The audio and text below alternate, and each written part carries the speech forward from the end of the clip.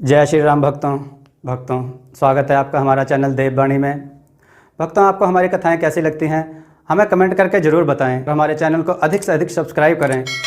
तो चलिए शुरू करते हैं आज की कथा। जय श्री राम दोस्तों, कथा बहुत ही सुंदर है। आज की कथा है बहादुर कुत्ता और किसान। आइए कथा श्रवण करें। बहुत समय पहले की बात है। यमुनापुर में सेवकराम नाम का एक किसान रहता था। पत्नी सविता एवं 2 बच्चों मोहन एवं विमल के साथ वह सुखपूर्वक अपना जीवन व्यतीत कर रहा था। 5 बीघा खेत का स्वामी था सेवकराम। दोनों पति पत्नी मेहनती एवं धार्मिक प्रवृत्ति के भी थे। एक और जगह सेवकराम दिन रात मेहनत कर तरह तरह की सब्जियों की खेती करता। सविता घर संभालने के साथ साथ बच्चों का लालन पालन कुशलता पूर्वक करती। सेवकराम के खेत जंगल के समीप थे। एक दिन सेवकराम अपने खेतों में हल जोत रहा था। दोपहर का समय था। उसने बैलों को एक वृक्ष के सहारे बांध दिया और वहीं भोजन की पोटली निकालकर खाना खाने के लिए वृक्ष की छांव में बैठ गया। उसी समय जंगल की ओर से काले रंग का एक प्यारा सा कुत्ता उसके पास आकर खड़ा हो गया। कुत्ता भूखा था। वह ललचाई नज़रों से सेवकराम की ओर ताक रहा था। सेवकराम को कुत्ते पर तरस आया और उसे कुत्ता पसंद भी बहुत आया। अतः उसने अपना आधा भोजन कुत्ते को ही खिला दिया और पुचकार कर उसके सिर पर हाथ फेरा। कुत्ता दुम हिलाकर सेवकराम की दोस्ती का प्रस्ताव स्वीकार कर रहा था। वह तब तक वहीं बैठा रहा जब तक सेवकराम हल जोतता रहा। शाम को जब सेवकराम अपने बैलों के साथ घर लौटने लगा तो कुत्ता भी उसके पीछे पीछे चल दिया। घर पहुंचकर जब सेवकराम ने बैलों को पशुशाला में बांधकर अपने बच्चों को आवाज़ लगाई तो मोहन और विमल ने देखा कि उनके बाबूजी उनके लिए एक प्यारा सा कुत्ता लेकर आए हैं। दोनों बच्चे बहुत खुश हुए। उन्होंने एक रस्सी से उसे बांधकर घर के आंगन के एक कोने में उसके रहने की व्यवस्था कर दी। विमल ने एक कटोरे में दूध भात लाकर उसे खाने को दिया। मोहन ने कुत्ते का प्यारा सा नाम रखा मोती। अब मोती उसके परिवार का एक सदस्य बन चुका था। दोनों बच्चों की तो मानो मन की मुराद ही पूरी हो गई थी। स्कूल से लौटते ही दोनों मोती को नदी किनारे टहलाने के लिए ले जाते। उसके साथ खेलने में दोनों को बहुत अच्छा लगता था। सविता भी मोती की देखभाल बहुत प्रेम से करती। कुछ ही दिनों में मोती खा पीकर एक आकर्षक चुस्त व चालाक कुत्ता बन गया।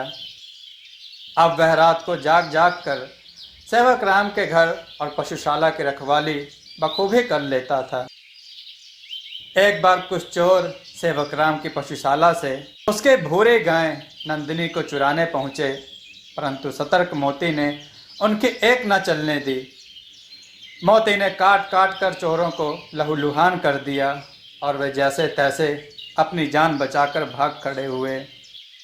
सुबह होने पर जब पड़ोसी के गोवर्धन काका ने मोती की बहादुरी की बात सेवकराम को बताई तो उसने प्यार से मोती को गोद में उठाकर उसका सिर चूम लिया।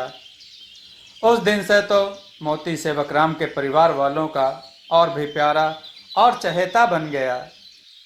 मोती साए की तरह अब सेवकराम के आगे पीछे रहता। दोनों एक साथ खेत पर जाते और एक साथ दोपहर का भोजन करते। शाम को अंगरक्षक की तरह वह बैलों के साथ सेवकराम के संग लौटता। मोती अब तो सेवकराम और परिवार के सभी सदस्यों की एक एक बात और इशारों को समझ लेता था। उसे मनुष्य के स्वभाव और उसके चरित्र की अच्छे से पहचान हो गई थी। लोगों के आने पर वह उनके स्वागत उनके पैर चाटकर करता, परंतु बुरे व संदिग्ध चरित्र के लोगों को देखते ही वह जोर जोर से भौंकने लगता और उन्हें घर के पास फटकने तक न देता। बात कुछ दिनों की है। यमुनापुर के पास जंगलों में बनेले सूअरों का काफ़ी आतंक बढ़ गया था। वह झुंडों में आकर फसलों को बर्बाद कर देते और अकेले आदमी अथवा जानवर पर आक्रमण कर अपने नुकीले दांतों से उसका काम ही तमाम कर देते। जाड़े के दिन थे, पौष का महीना था। शीत के प्रकोप से लोग अपने अपने घरों में दुबके हुए थे। एक रात को खेतों की ओर से भागकर एक बनेला सूअर सेवक राम की पशुशाला की ओर आ पहुंचा और सेवक राम की गाय नंदिनी पर आक्रमण कर दिया। मोती शीत लहर के मारे पुआल के ढेर में दुबका सो रहा था। गाय की आवाज़ सुनते ही वह सचेत हो गया और बनेले सूअर से भिड़ गया। दोनों के बीच लंबे समय तक युद्ध हुआ। दोनों में से कोई हार मानने को तैयार ना था। दोनों लहूलुहान हो चुके थे। अंत में हार कर बनेला सूअर भाग खड़ा हुआ। नंदिनी को मोती ने बचा लिया। पाँव फटने पर जब सेवक राम पशुओं को चारा देने के लिए पशुशाला पहुंचा तो मोती अंतिम सांस ले रहा था। मोती का सर गोद में रखकर सेवक राम रोने लगा। उसके रोने की आवाज़ सुनकर घर के सभी सदस्य वहां आ पहुंचे। आखिर मोती ने सेवक राम की गोद में दम तोड़ दिया और अपनी जान देकर नंदिनी और बैलों की प्राण रक्षा की। दोस्तों, आपको यह कथा कैसी लगी? अपने विचार और सुझाव कमेंट में जरूर दें। हमारी कथाओं को लाइक करें, हमारे चैनल को सब्सक्राइब करना न भूलें।